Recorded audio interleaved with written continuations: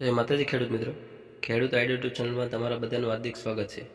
તો મિત્રો આજે છે તો કે આપણે ઘઉંના ટેકાની નોંધણી વિશે છે તો કે આ વિડીયોમાં આપણે વાત કરવાના છીએ। તો વિડીયો છે તો કે છેલ્લે સુધી જરૂરથી જોજો, અને જો તમે અમારી ચેનલ પર પહેલી વાર આવ્યા હોય તો ચેનલને સબસ્ક્રાઈબ કરી દેજો અને બીજા મિત્રોને છે તો કે વિડીયો શેર કરી દેજો।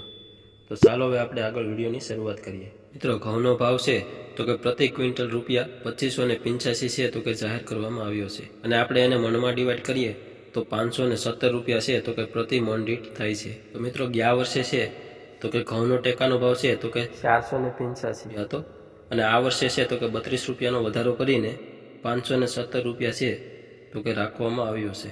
તો મિત્રો, હવે આપણે વાત કરીએ કે આના માટેની છે તો કે રજિસ્ટ્રેશનની પ્રક્રિયા છે તો કે ક્યારથી શરૂ કરવામાં આવશે।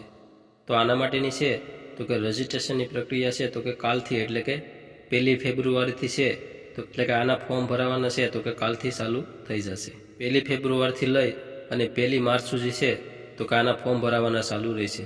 તો જે પણ ખેડૂત મિત્રો ફોર્મ ભરવા માગતા હોય તે છે તો આ સમયગાળા દરમિયાન છે તો કે તમારે વહેલી તકે ફોર્મ ભરી દેવું। તો હવે આપણે જોઈ લઈએ કે આને છે તો કે ખરીદી ક્યારથી શરૂ કરવામાં આવશે। તો ફોર્મ ભરાવાની પ્રક્રિયા પૂરી થઈ જાય ત્યાર પછી છે તો કે 3 દિવસ પછી 4 માર્ચથી લઈ અને 15 મે સુધી છે તો કે ઘઉંની ખરીદી કરવામાં આવશે, અને આ સમયગાળા દરમિયાન છે તો કે તમારે નજીકના માર્કેટિંગ યાર્ડમાં છે તમારે આ ઘઉંનો પાક લઈને જવાનું રહેશે। તો હવે આપણે જોઈ લઈએ કે આના માટે છે તો કે જરૂરી ડોક્યુમેન્ટ ક્યાં ક્યાં જોશે।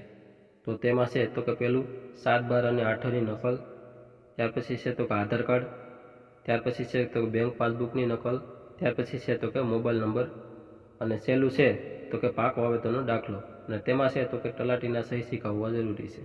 તો આટલા ડોક્યુમેન્ટ હશે તો તમે છે તો કે આ ટેકા માટેનું છે તો કે અરજી કરી શકશો, અને આના માટેના ફોર્મ છે તો કે તમારે તમારા ગામના વીસીએ પાસે ભરવાના રહેશે।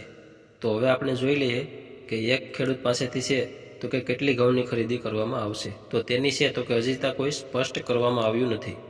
જ્યારે ફોર્મ ભરવાની પ્રક્રિયા પૂરી થઈ જાય ત્યાર પછી છે તો કે કેટલા ફોર્મ ભરાણા તો એના પછી નક્કી કરવામાં આવશે કે એક ખેડૂત પાસેથી છે તો કે કેટલા મણની ખરીદી કરવામાં આવશે।